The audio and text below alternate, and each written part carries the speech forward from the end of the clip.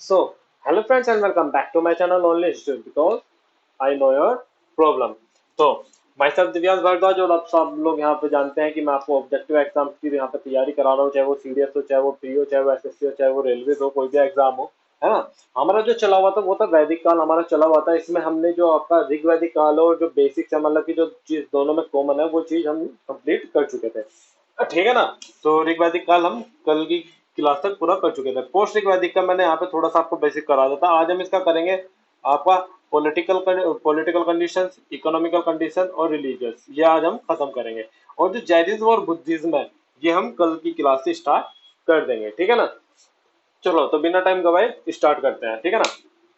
Post ऋग्वैदिक, उत्तर ऋग्वैदिक, इसकी मैंने जो इन्फॉर्मेशन बताई आपको वो आपकी यजुर्वेद, सामवेद, अथर्ववेद, वेदांग, अरणायक, ब्राह्मण, पुराण, इन सब से इसकी जो है वो हमें जानकारी प्राप्त होती है, ठीक है ना। फिर जो इसका तिथि क्रम मैंने बताया था आपको, वो बताया था 1000 BC से लेके 600 BC तक, यानी कि 1000 से लेके 600 BC तक मैंने इसका आपको टाइम पीरियड बताया था। अब बात करते हैं इसकी पॉलिटिकल कंडीशन की, राजनीतिक व्यवस्था की।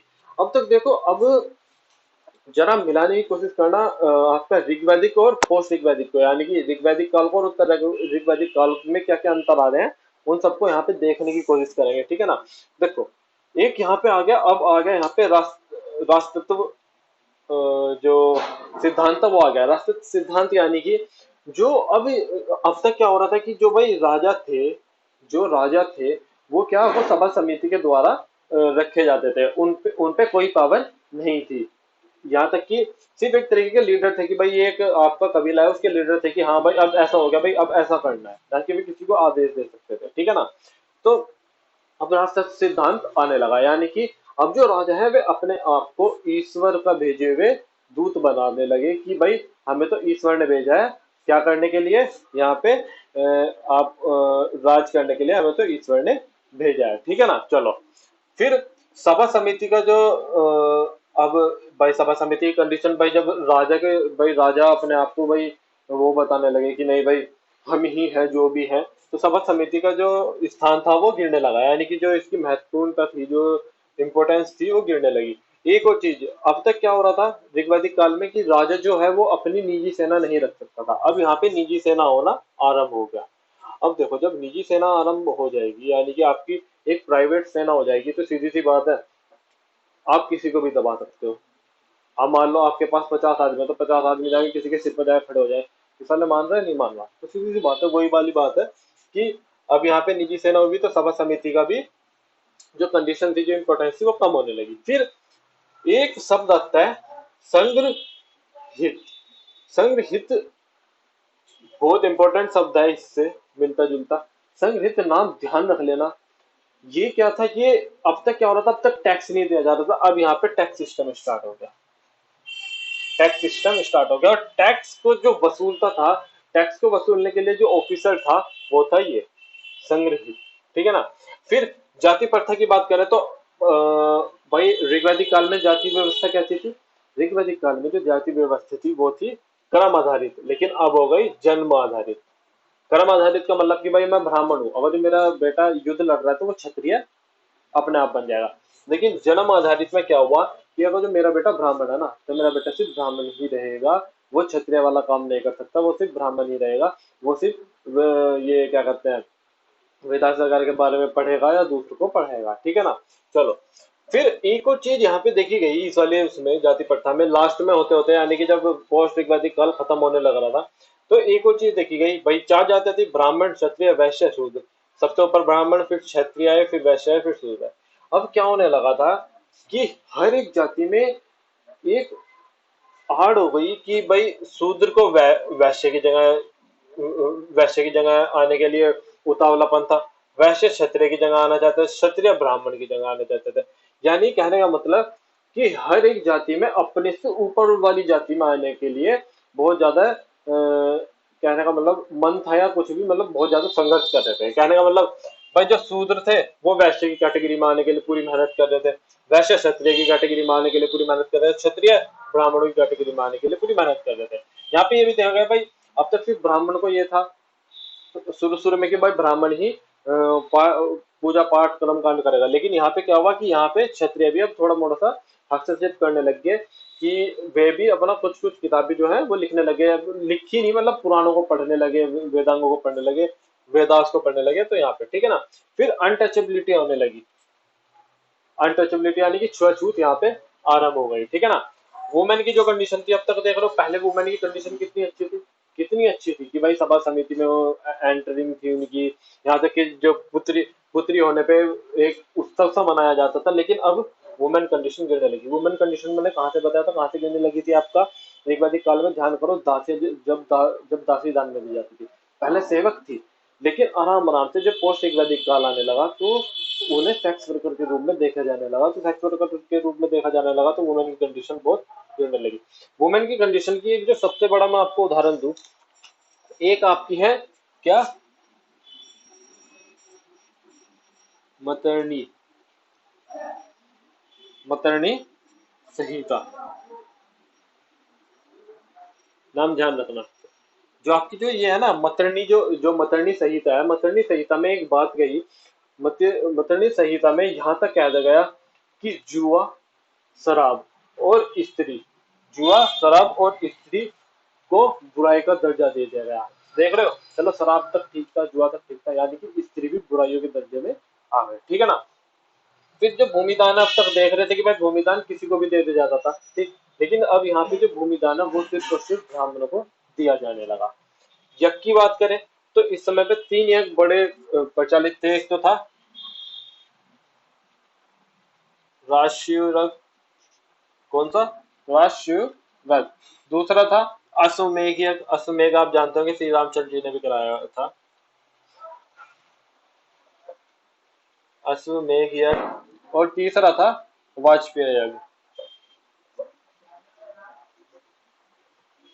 देखो सबसे इंपॉर्टेंट वैसे इसमें ये है, अब जो ये यज्ञ थे ना, ये सारे के सारे डायनेस्टी को बढ़ाने के लिए, यानी कि अपने वंश को बढ़ाने के लिए कि भाई, भाई जैसे कि भाई इसमें तो भाई घोड़ा छोड़ दिया गया, यानी कि एक तरीके से था अपनी शक्ति का, अपनी शक्ति को दर्शाने के लिए ये यज्ञ रखे जाते थे। भाई यज्ञ रखा गया तो भाई आसपास के भाई जो राजा आ गए तो इसका मतलब भाई वे आपके साथ है, भाई उन्होंने आपके अधीनता स्वीकार करी, जो नहीं है ऐसा आके हमला कर दो भाई। ठीक है ना। चलो जग की बात हो गई। ठीक है ना। भूमिदान मैंने कह दिया कि भाई सिर्फ और सिर्फ ब्राह्मणों को दिया जाता था। वुमेन कंडीशन बता दी, बड़ी खराब होती चली गई थी, बहुत ज्यादा खराब हो गई थी। मतरणी संहिता में यहाँ तक कह दिया गया कि जुआ शराब और स्त्री बुराई, बहुत बहुत बड़ी बुराई है। जाति प्रथा मैंने बता दी जन्म आधारित हो गई थी। हर एक जाति में अपनी से ऊपर वाली जाति में आने के लिए बहुत ज्यादा संघर्ष करा जाता था। शूद्र वैश्य में आना चाहते थे, वैश्य क्षत्रिय की जगह आना चाहते, क्षत्रिय ब्राह्मण की जगह आना चाहते थे। लेकिन ऐसा हो नहीं रहा था, सिर्फ क्षत्रिय और ब्राह्मण में थोड़ा हो रहा था कि क्षत्रिय जो थे अब वो पुराण वगैरह पढ़ने लग गए थे। ठीक है ना। चलो फिर अनटचेबिलिटी देखी गई, छुआछूत देखी गई। ठीक है ना। संग्रहित जो टैक्स को जो वसूलता था, यानी कि जो एक ऑफिसर था जो टैक्स को वसूला करता था, जो टैक्स को लिया करता था, उसे बोलते थे संग्रहित। अब तक टैक्स ही नहीं था, ऋग्वैदिक काल में टैक्स नहीं था, अब टैक्स आने लगा। देखो ये जितनी भी चीज है ना, ये पहले ऋग्वैदिक काल में नहीं थी, अब हो रही है। यानी कि ऋग्वैदिक काल में नहीं थी, उत्तर ऋग्वैदिक काल में आने लगी, पोस्ट ऋग्वैदिक काल में चीजें आने लगी। राष्ट्रत्व आ गया भाई। राष्ट्रत्व यानी कि भाई राजा ने कहा कि भाई मुझे तो ईश्वर ने भेजा है राज करने के लिए। ठीक है ना। निजी सेना रखने लगा, जब निजी सेना रखने लगा तो सभा समिति की जो इंपॉर्टेंस थी वो कम होने लगी। अब यानी कि सभा समिति चॉइस नहीं कर सकते थे कि भाई क्षत्रिय का लड़का क्षत्रिय, राजा का बेटा राजा बनेगा। ठीक है ना, वही वाली बात।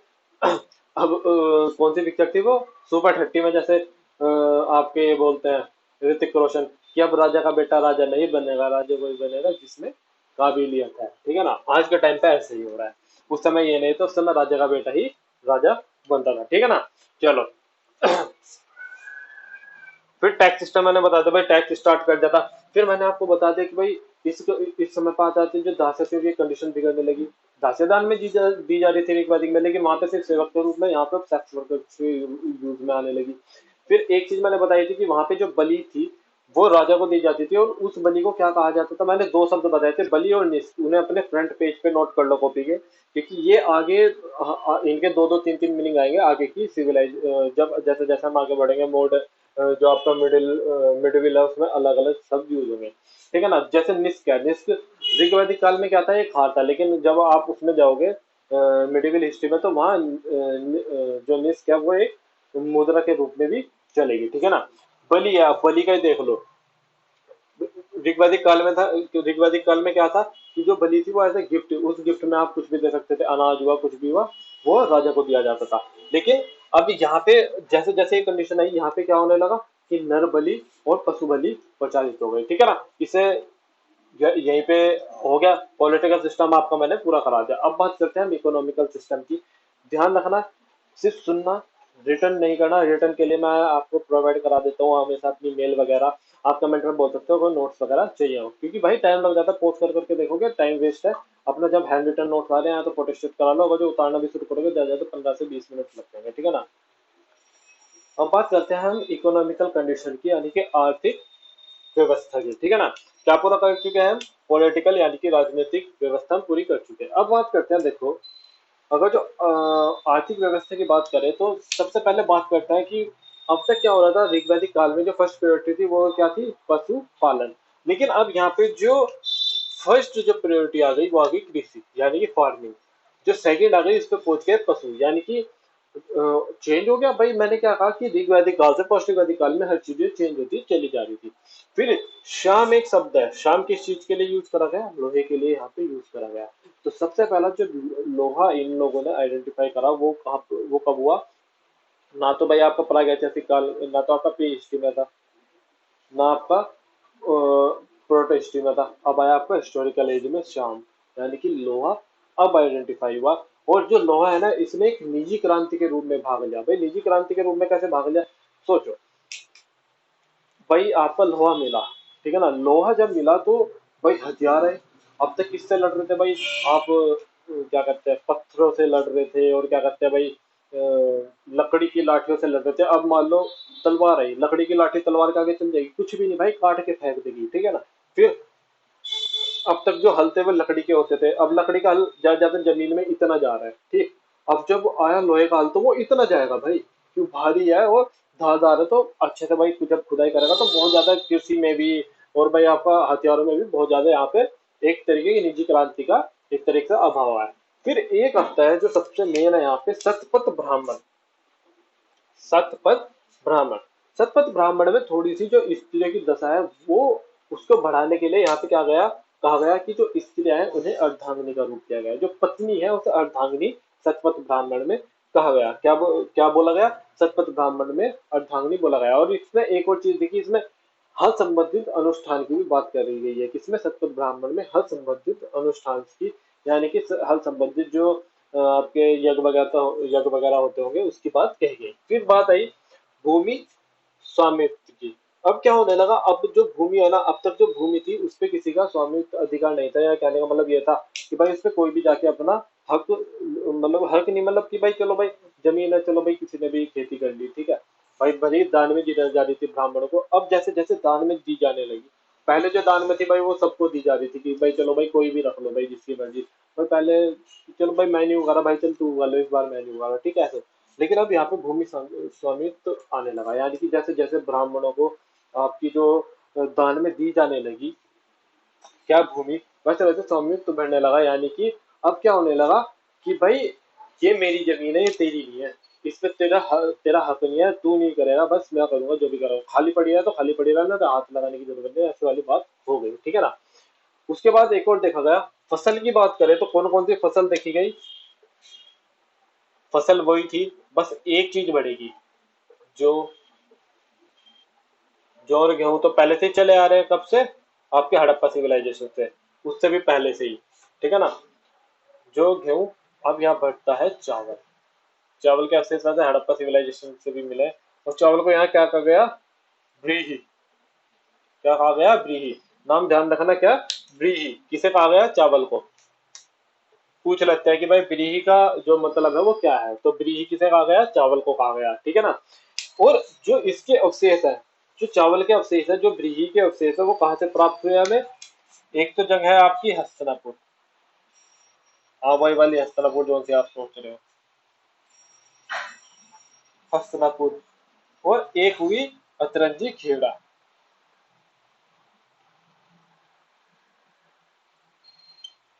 अतरंजी,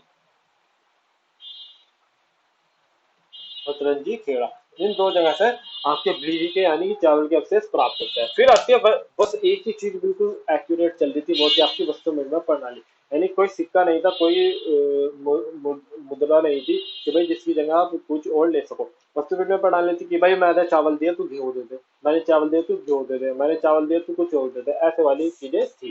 ठीक है ना। एक बार झटके से रिवीजन मारते हैं, इकोनॉमिकल कंडीशन भी आपकी पूरी हो गई। देखा मैं यहाँ पे आपका टाइम बताता हूँ, लिखने में मैं 5 मिनट जा रहे हैं, ऐसे तो मैं आपको लिखता लिखता बता सकता हूँ, लेकिन नहीं, मैंने कहा पहले लिख लेता हूँ फिर, क्योंकि टाइम बचाना है आप लोगों का भी अपना भी। ठीक है ना। ये मेन कंडीशन है। चलो आर्थिक कंडीशन की बात करते हैं। मैंने यहाँ पे आपको बोल दिया कि ऋग वैदिक काल से पोस्ट ऋग वैदिक काल में बहुत ज्यादा चेंज होंगे, बहुत ज्यादा, और हर चीज में चेंज होगा। ठीक है ना। अब देखो फर्स्ट प्योरिटी क्या थी, वहां पे क्या थी, पशुपालन। यहाँ पे क्या आ गई, कृषि। सेकंड पे आ गए पशु।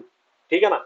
शाम यहाँ पे आया, यानी कि जो लोहा है यहाँ पे आइडेंटिफाई हो गया। अब जब लोहा आया तो भाई आपका खेती में भी हेल्प करेगा। अब तक जहाँ आप लकड़ी के हल से जोत रहे थे, अब लोहे के हल से जोतोगे। ठीक है। हथियार जो है वे लोहे के आए, अब तक लकड़ी के हथियार चल रहे थे, अब लोहे के आए। ठीक है ना। सतपथ ब्राह्मण की बात करें तो इसमें जो पत्नियां हैं, पत्नियों को अर्धांगिनी का रूप दिया गया है, यानी कि थोड़ी सी जो कंडीशन है वो महिलाओं की सुधारने की कोशिश करी, लेकिन सुधरी नहीं। ठीक है ना। अर्धांगिनी कहा गया। और दूसरा क्या कहा, तो दूसरी क्या बात कह गई, हल संबंधित अनुष्ठान की इसमें बात करी गई, यानी कि हल संबंधित केस की यहाँ पे बात करी गई। भूमि स्वामित्व का अभाव आया, यानी कि भाई जो भूमियों पे अब ओनरशिप आने लगी कि भाई नहीं ये जमीन मेरी है, खाली पड़ी है तो खाली पड़ी रहने दे, तेरा कोई हक नहीं है, तू कुछ नहीं करेगा इसमें। ठीक है। फसल की बात करें, फसल जो गेहूं चावल, चावल को यहाँ व्रीहि भी बोला जाता था, और जहाँ पे चावल के जो अवशेष मिले हैं वो हसनापुर और रतनजी खेड़ा से मिले हैं। हसनापुर वही महाभारत वाला, हमारे यहाँ से ऐसे पड़ेगा करीबन, हमारे यहाँ से ज्यादा दूर नहीं, शायद 60-50 किलोमीटर है। ठीक है ना। लेकिन आज के टाइम पे वहाँ पे महाभारत कालीन में आई थिंक कुछ है नहीं, वहाँ पे जितने भी जैनिज्म मंदिर वहाँ पे बने हुए हैं आज के टाइम में। वस्तु विनिमय प्रणाली अब भी प्रचलित है, न कि कोई मुद्रा कोई नहीं आई, सिर्फ वस्तु विनिमय प्रणाली के भाई एक एक चीज के बदले दूसरी चीज लेना। ठीक है ना। क्या पूरा कर चुके हैं हम, इकोनॉमिकल कंडीशन यहाँ पे पूरी होती है। अब हम बात करेंगे रिलीजियस एक्टिविटी की, धार्मिक क्रियाकलाप की। अब धार्मिक क्रियाकलाप में भी आप देखना किस किस तरीके से उस समय से और इस समय में क्या अंतर आया होगा। ठीक है, देखते हैं चलो। अब देखो, अब बात करते हैं हम धार्मिक यानी कि रिलीजियस एक्टिविटी की। अब देखना उस समय में और इस समय में अंतर, यानी कि ऋग्वैदिक काल में और पोस्ट ऋग्वैदिक काल में, यानी कि उत्तर ऋग्वैदिक काल में डिफरेंस, यानी कि अंतर। अब देखो मुख्य देवता के मुख्य देवता के रूप में यहाँ पे कौन आ गए, कौन है, प्रजापति। उस समय कौन थे, ऋग्वैदिक काल में कौन थे, बताना जरा। पोस्ट ऋग्वैदिक काल में प्रजापति, और ऋग्वैदिक काल में कौन थे मुख्य देवता, इंद्र। देखा चेंज। मतलब कि अपनी कंडीशन के हिसाब से हमने जो भगवान है उनका भी दर्जा आगे पीछे करना शुरू कर दिया। ठीक है। प्रजापति कौन थे, मुख्य देवता, यहाँ पे प्रजापति हो गए। ऋग्वैदिक काल में कौन थे आपके, इंद्र थे। पशु देवता कौन आ गए यहाँ, रुद्र। अब देखा चेंज। वहां पे पशु देवता कौन थे, कुछ नहीं, कुछ ऐसे में नाम था, रुको मैं नाम मतलब याद तो है, लेकिन फिर भी एक बार मैं वो नहीं करूंगा कुछ। पूष्ण कौन थे, पूष्ण थे। कौन, कब थे पूष्ण, पूष्ण कब थे, ऋग्वैदिक काल में। किसके देवता थे, पशुओं के। इस वाले काल में क्या हो गया, मैंने बता देता, कृष्ण उस समय किसके देवता थे, आपके पशुओं के। लेकिन पोस्ट वैदिक काल में किसके हो गए थे, मैंने पहले ही बता देता। उत्तर वैदिक काल में किसके हो गए थे, शूद्रों के देवता। चेंज हो गई, देखो फिर से बात। ठीक है ना। फिर आया अंधविश्वास कर्म कांड। ठीक है ना। अंधविश्वास कर्म कांड की बात करें अगर, ठीक है ना, मैंने क्या बताया कि जो उस समय जो पूजा पाठ होते थे, जो कर्म कांड होते थे, जो पूजा पाठ यानी कर्म कांड का मतलब जो पूजा पाठ यज्ञ वगैरह होते थे, वो मन की शांति के लिए होते थे। कि भाई घर लिया, ये नहीं कि जी घर में भाई भूत है, ये है वो है, मतलब कि फिजिकल सुख के लिए नहीं करा जाता था। यानी कि भाई ऐसे नहीं कि भाई, सॉरी मैंने वहां पे एक वर्ड बोल दिया था कि भाई, हाँ भाई काम में जरूर करते थे कि भाई हमारे भी 100 पुत्र हो और हमारी बछड़े, हमारे जो भैंस के भी 100 बछड़े हो। लेकिन यहाँ पे देखना कितना चेंज हुआ, वहां पे तो सिर्फ एक तरीके से मन में बोलते थे कि हाँ भगवान बस ऐसे कर देना। ठीक है। मन की शांति के लिए हवन होता था कि भाई चलो भाई सोशल गैदरिंग हो जाएगी, चलो भाई कर दो। यहाँ पे क्या हुआ, एक मकान ले लिया जी, मकान में संतुष्टि नहीं हुई, दूसरे मकान के लिए हवन कर रहे, नहीं बस हवन करते रहो भाई। मतलब कर्म मत करो, बस भगवान का नाम लेते रहो ना, कि जी नहीं जी नहीं बस हमें मकान दिला दो, जी नहीं हमारे पुत्र हो जाए। कर्म मत करो बस हर चीज के लिए, कि जी नहीं बस मुझे बस राजा बना दो, जी नहीं। मतलब आज के टाइम पे अगर जब मैं हूँ, मैं बिना किताब पढ़े नु कह दूँ भगवान जी प्लीज भगवान जी मैं बहुत सारी अगरबत्ती जला रहा हूँ, भगवान की कसम से पास करा दो। अबे जब पढ़ा नहीं तो घंटे का पास होगा, वही वाली बात है, ठीक है ना। चलो भाई देखो, कंपटीशन लेवल में लक भी चलता है बहुत ज्यादा। मैंने देखे हैं मेरे पीछे पीछे वाले बेचारे आराम से सोते रहते हैं, ऐसे टिक लगा रहते थे, वे पास हो गए, मैं नहीं हो पाता था, ठीक है ना। लेकिन जो आपकी 11वीं 12वीं की बात करूँ, ठीक है ना, उसमें भी लक चलता है कभी कभार, लेकिन जो पढ़ा हुआ है भाई वो तो उतना तो आना चाहिए ना, वही वाली बात है ना।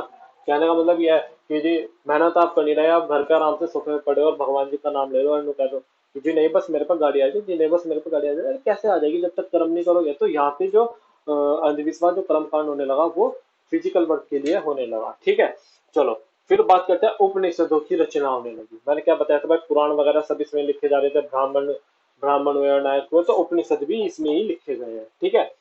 उपनिषदों के बारे में जानने की जरूरत नहीं है, वो मेंस का टॉपिक है, आप लोगों को जानने की जरूरत नहीं है, ठीक है ना। फिर 6 दर्शन भी आए इसी काल में, 6 दर्शन, जो कि बहुत महत्वपूर्ण बात होती है, उसके बारे में हम आगे पढ़ेंगे कि भाई वे 6 दर्शन कौन कौन से थे, ठीक है ना। चलो, तो 6 दर्शन आए, ठीक है ना। उसके बाद क्या, उपनिषदों की रचना होने लगी, ठीक है ना। अब आप यहाँ पे देखो कि किस किस तरीके से, एक बार दोबारा से रिवीजन मारते हैं, धार्मिक रिलीजियस एक्टिविटी का कब से, ऋग्वैदिक काल का और पोस्ट ऋग्वैदिक काल में अंतर देखना। मुख्य देवता प्रजापति, ऋग्वैदिक काल में कौन थे, इंद्र। ऋग्वैदिक काल में कौन थे, इंद्र। पशु देवता रुद्र, ऋग्वैदिक काल में कौन थे, पुष्ण। और पुष्ण यहाँ किसके देवता हो गए, किसके हो गए, सोचो सोचो सोचो, किसके, शूद्रों के। बहुत बार बता दिया, शूद्रों के देवता यहाँ पे पुष्ण हो गए, ठीक है ना। फिर अंधविश्वास कर्म कांड जो होने लगे, यानी कि जो यज्ञ वगैरह जब पूजा वूजा होने लगी, अंधविश्वास कर्म कांड होने लग गए थे। वे किस लिए, कि जी बस अपना बैठे रहो एक जगह कि जी नहीं बस मुझे मकान दिलाओ, जी नहीं बस मुझे कार दिलाओ, जी कर्म कर नहीं रहे बस, जी बस मुझे दिला दो, ठीक है ना, ये वाले होने लगे। उस समय मन की शांति के लिए होते थे भाई, घर लिया मन की शांति के लिए, चलो भाई पूजा पाठ कर लेते हैं। फिर सबसे ज्यादा जो अंधविश्वास होता था यहाँ पे, पुत्र की कामना के लिए होता था कि नहीं बस पुत्र ही हो, बस बैठे रहो और करते रहो, मतलब 9 के 9 महीने हवन करते रहो, जी नहीं बस पुत्र हो, जी नहीं बस पुत्र हो, जी नहीं बस पुत्र हो, ऐसा कुछ होता था। उपनिषदों की यहाँ पे रचना होने लगी, 6 दर्शन भी यहाँ पे आए, ठीक है। तो अब देखो, और वो मैंने बता ही दिया भाई, इसमें नर और आपकी पशु बलि देनी आरंभ कर दी थी, ठीक है ना। अब बात करते हैं, देखो अब अंधविश्वास बढ़ने लगा। अब भाई देखो भाई, शूद्रों की कंडीशन अनटचेबिलिटी ला दी भाई, शूद्र को आप, शूद्र का इतना हो गया था कि अगर जब वे आपके बाजार में आते भी थे ना, तो एक घंटी बजाते हुए आते थे कि भाई हट जाओ भाई, एक शूद्र आ रहा है, भाई हट जाओ भाई, एक शूद्र आ रहा है, ऐसे मतलब कि भाई उनके आसपास तक भी कोई ना जा पाए, ठीक है ना, इतनी ज्यादा कंडीशन खराब हो गई।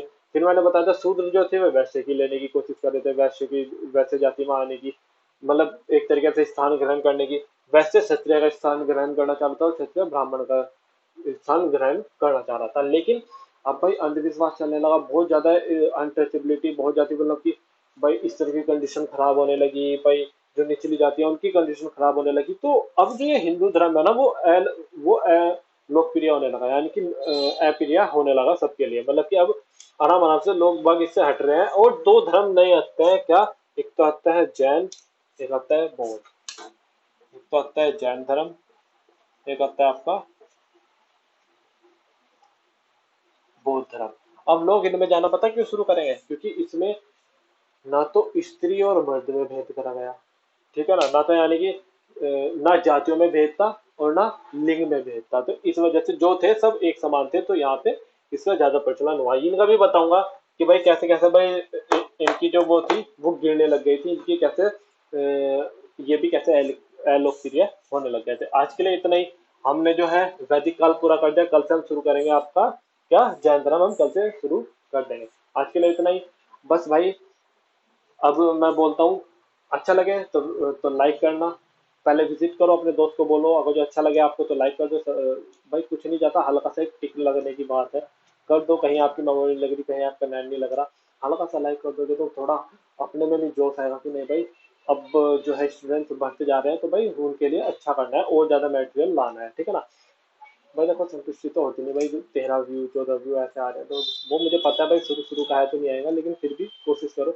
अच्छा लगे तो अपने दोस्तों को पहले कहो कि भाई विजिट करने के बाद अगर जो अच्छा लगे तो लाइक कर, फिर सब्सक्राइब करो और फिर शेयर करो प्लीज। बस इतना ही जानता हूँ। एंड यहाँ पे सिर्फ आपको समझना है, क्योंकि भाई आधे घंटे की वीडियो आप पोस्ट कर करके लिखोगे ना तो ज़्यादा ज़्यादा 1 घंटा लग जाएगा। और अगर जो मैं पूरे टॉपिक के आपको नोट दूंगा ना तो आधे घंटे में, अगर जो आप नोट्स लिखने भी शुरू करोगे तो आधे घंटे में, और फोटो कॉपी करोगे ज़्यादा ज़्यादा 5 मिनट, ठीक है ना। तो हैंड रिटन नोट आप मेरे को कमेंट में बोल सकते हैं, मेल लिख देना, मैं आपको उसी टॉपिक के हैंड रिटन नोट्स आपको प्रोवाइड करा दूंगा। व्हाट्सएप और फेसबुक पे हम लोगों ने ग्रुप बना रखा है, और भी टीचर्स उस ग्रुप में है, लाइक साइंस के, मैथमेटिक्स के, ज्योग्राफी के, और भी आ जाएंगे, बायो के। तो आप वहां पे आप उनसे बात कर सकते हैं अगर जो कोई दिक्कत है, ठीक है ना। तो बस आज के लिए इतना ही, यहीं पे रोकते हैं। Thank you, stay safe, stay home, stay safe, thank you, have a nice day, have a good day, thank you.